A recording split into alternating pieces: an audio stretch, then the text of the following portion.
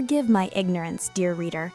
I haven't even told you my name, so let's get acquainted. I am Aurora Edgware. I turned 17 this spring, and very soon, I'll be starting at a new educational institution, the 12th grade at Güneş School.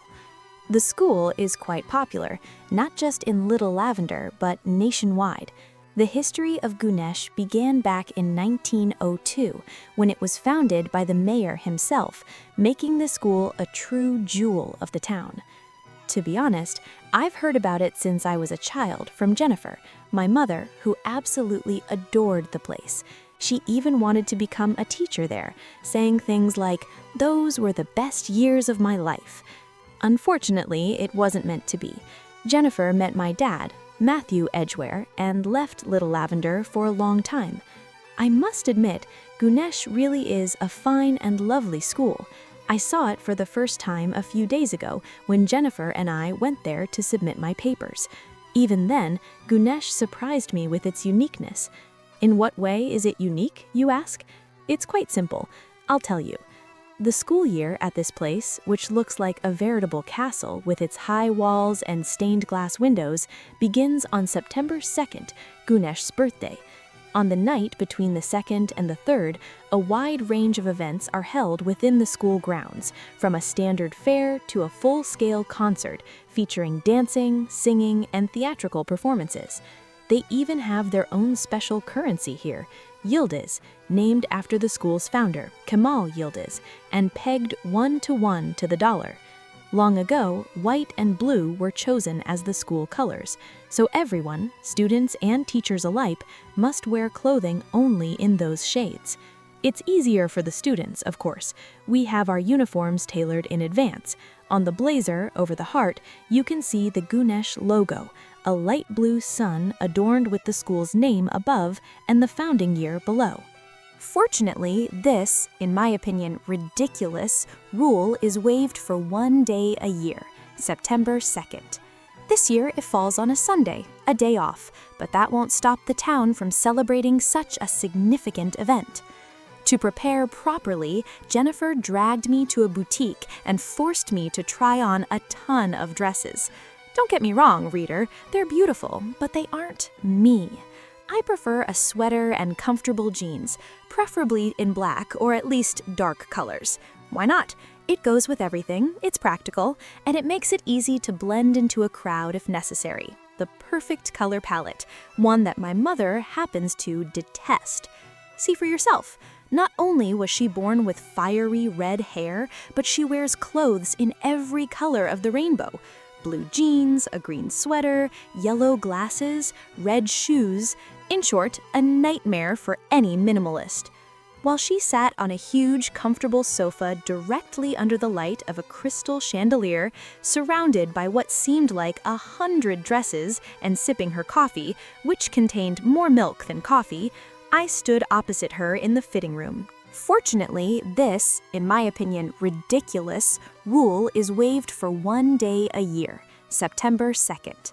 This year it falls on a Sunday, a day off, but that won't stop the town from celebrating such a significant event. To prepare properly, Jennifer dragged me to a boutique and forced me to try on a ton of dresses. Don't get me wrong, reader, they're beautiful, but they aren't me. I prefer a sweater and comfortable jeans, preferably in black or at least dark colors. Why not? It goes with everything, it's practical, and it makes it easy to blend into a crowd if necessary. The perfect color palette, one that my mother happens to detest. See for yourself. Not only was she born with fiery red hair, but she wears clothes in every color of the rainbow. Blue jeans, a green sweater, yellow glasses, red shoes. In short, a nightmare for any minimalist. While she sat on a huge, comfortable sofa directly under the light of a crystal chandelier, surrounded by what seemed like 100 dresses, and sipping her coffee, which contained more milk than coffee, I stood opposite her in the fitting room, trying on my 10th outfit. "Oh, look!" Jennifer cried out enthusiastically when she saw me. "It's just perfect!"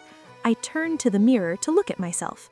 I know that in first-person narratives, readers often ignore the protagonist's appearance, imagining themselves in their place instead, but I'll indulge myself with a paragraph or two.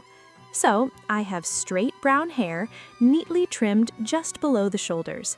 On my pale face are large brown eyes, framed by thick lashes, pink lips with a well-defined cupid's bow, and softly arched eyebrows, near which 2 or 3 moles are visible. I am tall and thin. Jennifer even tried to send me to modeling agencies a few times, but luckily they didn't take me. At that moment, I stood before the mirror in a beautiful, simple beige dress with an open back and cute short sleeves. The bodice gently supported my chest, adding a certain charm to a look that was quite unusual for me. "It really is," I said, staring into the mirror, enchanted. "Let's get it." "Of course, sweetie. I'm so glad you agreed to go to the Güneş festival."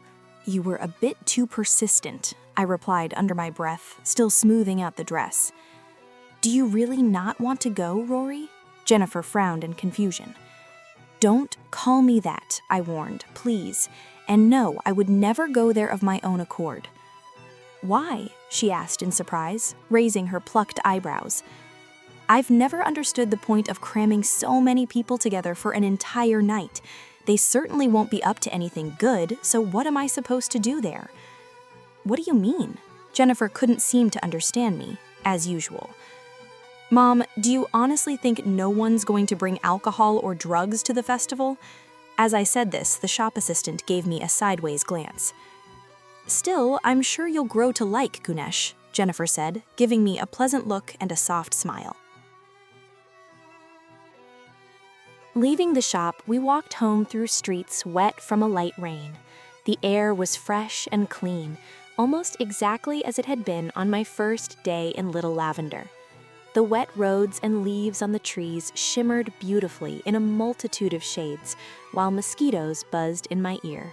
Soon our house came into view, the very one where Jennifer grew up. 2 stories, white walls, and a green roof. I don't know about all of Little Lavender, but our neighborhood was known for its colorful rooftops, which set it apart from where I lived before. Just as I cracked the door open, met by the scent of freshly baked pumpkin pie, Jennifer's favorite scent, drifting from the diffuser in the hallway, I felt that I was ready for the school festival, and in a feeling that was new to me, I realized I was actually looking forward to it.